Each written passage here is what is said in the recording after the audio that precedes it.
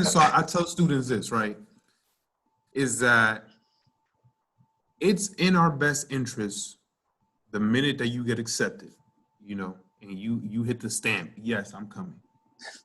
At that point, we need to start seeing a return on investment because frankly, quite frankly, you know, from a business perspective, we've lost out, you know, at least 50 cents sending you that acceptance letter, you know, printing that letter on paper on official letterhead, you know what I mean? Like, and at the end of the day, you know, I joke around with students, you know, but, you know, in a very kind of not joking, half joking kind of way, it's like, listen, it's in our best interest for you to come here and succeed. We want you to come here, get educated, have a great experience, graduate, become a rich alumni, and then donate a lot of money back. We keep passing it forward. Yes, sir. You know what I mean? Like, let's keep it straightforward. Yes, sir. Hey, you know, that's my thing. I'm like, hey, you know, I tell students all the time, you know, especially, you know, when I see them on graduation, it's like, well, you know, feel free to hit that hit that donation as soon as it comes,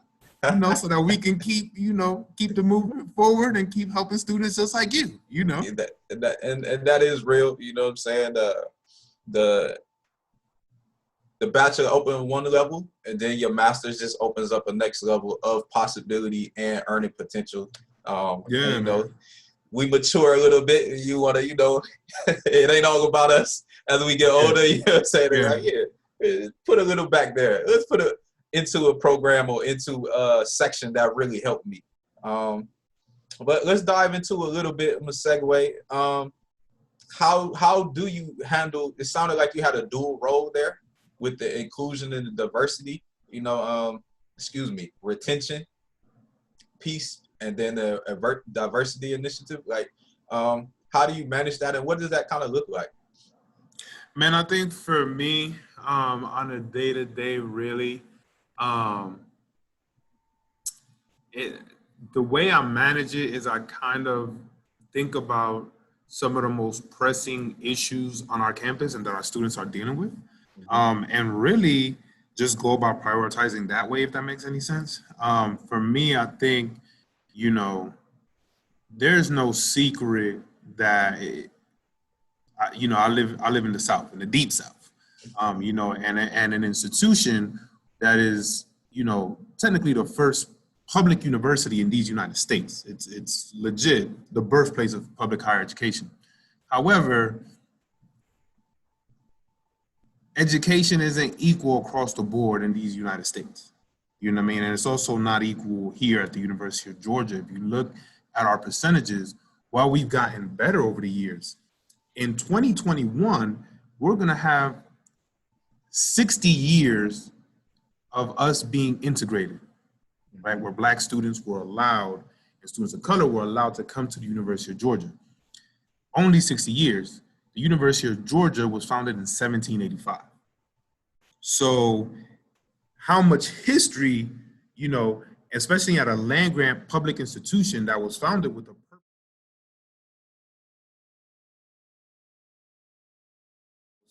purpose of wanting to educate the public, are just, you know, only letting in Black students for the past 60 years, right?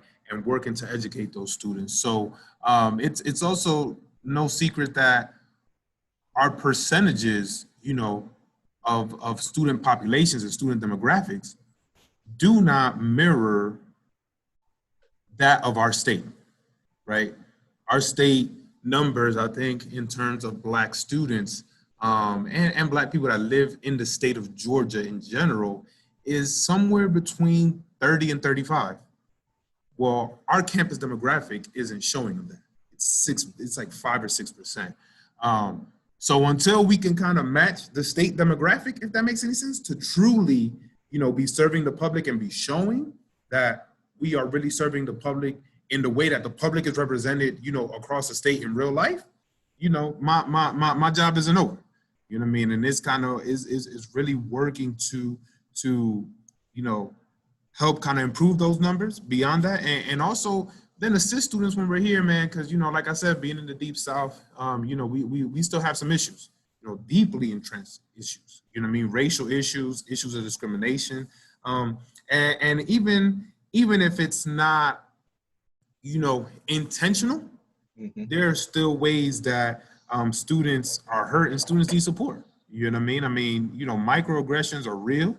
It's a different kind of feeling, man, when, you're going to, class and you're passing, what to be a slave cemetery. You know what I mean? And hearing and some of the stuff that's said on campus, and like I said, man, seeing Confederate flags and stuff like that. And then, being in Athens, Athens, Georgia is not Atlanta. Atlanta is a Black Mecca and a very Black city. Black-owned restaurants left and right. If you go on the West End, it's real, it's real reminiscent of Harlem during the Renaissance. It's a real special kind of place, right? But while Athens is a very progressive city, that's not Athens. Students, it's a different feeling, man, when, you're walking across campus and you might not see another Black student, for a minute, or you're the only Black student in your college, or you're definitely in your program, and maybe even your department. It's isolating, and sometimes, you struggle to connect with some of your peers. I think for me, coming down here, coming to grad school, man, it was a shock, because I wasn't used to, I wasn't used to Confederate flags. I was used to, man, we were what, 10 miles away from New York City, a train, a $1.59 train ride away from Manhattan. Tell them. Where, we had to change up the rules because you could technically be on duty as an RA, and be in happy hour in the heart of Manhattan and not be far, not be the, the 10 mile, out of 11 mile radar that you had to stay within in case an emergency happened. I think coming from up there and then coming down here, it was definitely a culture shock, and I struggled, man. And I think, even if for students that are from here, they struggle because, again, you're living kind of your own little bubble, you're in your support system, and then you kind of leave that support system for a very different place than right? So really, man, we're there to be that support system. I think one of the things that's been successful with me, man, is that people know, for the most part, I'm an open book. You know what I mean? I'm gonna keep it 1,000 with students. Whether I'm recruiting them, and that's just that Jersey in me, dog. That's that Fifth Ward, east side of Patterson, New Jersey coming out. You know what I mean? That Joe Clark coming out of me. They said this school was dead, like the cemetery it's built on. But we call our East Side teams ghosts, don't we? And what are ghosts? Ghosts are spirits that rise from the dead. I want you to be my ghosts. You are going to lead our resurrection by defying the expectation that all of us are doomed to failure. My motto is simple. If you do not succeed in life, I don't want you to blame your parents. I don't want you to blame the white man. I want you to blame yourselves. The responsibility is yours. In 2 weeks, we have a practice exam and the minimum basic skills test on April 13th. That's 110 school days from now. But it's not just about those test scores. If you do not have these basic skills, you will find yourselves locked out of that American dream that you see advertised on TV, that they tell you is so easy to get. You are here for one reason only: to learn, to work for what you want. The alternative is to waste your time and to fall into the trap of crime, drugs, and death. Does everyone understand that? Do all of you understand me? Then welcome to the new East Side High.